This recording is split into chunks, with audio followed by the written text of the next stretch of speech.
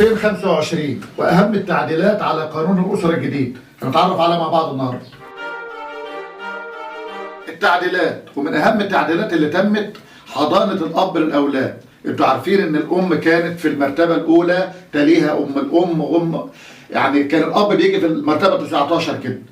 احنا في التعديل الجديد بقى الاب في المرتبه الثانيه بعد الام. يعني دلوقتي بقت الام هي الحاضنه للاولاد. في حالة وفاة الأم، في زواج الأم، في أي حاجة تسقط حضانة الأم عن الأولاد، يبقى الأب في المرتبة الثانية بعدها على طول، بعد الأم في المرتبة الثانية تلي الأم على طول. أهم التعديلات اللي الراجل يخلي باله منها قوي في التعديل الجديد، إن في حالة ضربك لمراتك أنت ممكن تتحبس. يعني بقى القانون بيقر حبس الزوج في حالة ضربه لمراته. فانت كل راجل بقى يخلي باله الانفعال بتاعه يبقى على قد كده، عشان انت ممكن تدخل السجن لو في اي مطوره بينك وبين مراتك كده ومديت ايدك ضربت عورت كلام من ده، بقى الموضوع فيه حبس المره. من اهم التعديلات اللي تمت قضيه منقولات الزوجيه. القايمه كانت بترفع كجنحه مباشره بتعملها بها محضر في المركز وتحول لمحكمه الجنح ويتحكم فيها على انها زي ايصال الامانه تبديد. دلوقتي بقت المنقولات، قايمة المنقولات بتترفع كدعوة مدنية أمام محاكم الأسرة. ما عادش دعوة جنائية، بقت قضية مدنية أمام محاكم الأسرة ترفع، ولا ترفع أمام محاكم الجنح. قانون في التعديل الجديد بيقر إن في حالة الخلع الزوجة تاخد قايمة المنقولات بتاعتها.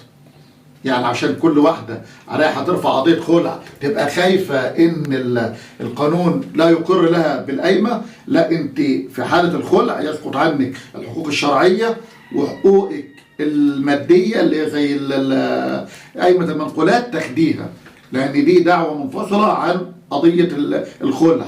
ده دين مادي وليس. طب الحقوق المادية اللي بتروح عليها ايه؟ المادية الحقوق الشرعية، مؤخر، متعة.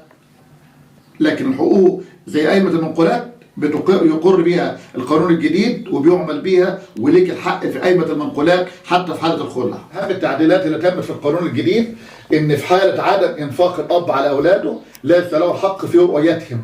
يعني ما فيش أب ينفع يروح يرفع دعوى رؤية على أولاده، وإن يلزم الأم بإن تحضر الأولاد في التاريخ اللي المحكمة حاكمة بيه، ويشوف أولاده كل يوم جمعة في النادي زي محكمة بتحكم، ويكون هو مش بينفق على أولاد.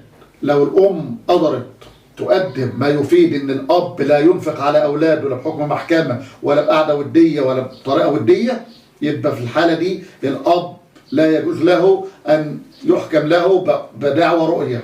يبقى أنت يا أب في حالة عدم إنفاق على أولادك اعرف إن أنت دعوى الرؤية بتاعتك مش هتنجح. من أهم التعديلات اللي تمت على القانون الجديد ان اللي عمال يطلق يطلق يطلق ويرمي يمينات عمال على بطال وهو داخل المطبخ وداخل الحمام، طلاقك لا يقع الا عند اثباته قانونا. لابد تروح لمأذون او تروح تثبته قانونا بطريقه قانونيه، والا لا يقع الطلاق الشفهي الا عندما يعتد به قانونا مكتوب في وثيقه او في عند مأذون، يبقى كده دي طلقه. انما اللي عمال يرمي يمينات عمال على بطال ده وضعك القانوني مش هيعتد بالطلقه دي الا اذا اثبتت قانونا. اهم التعديلات اللي تمت ان الام ممكن تتحبس. ايه؟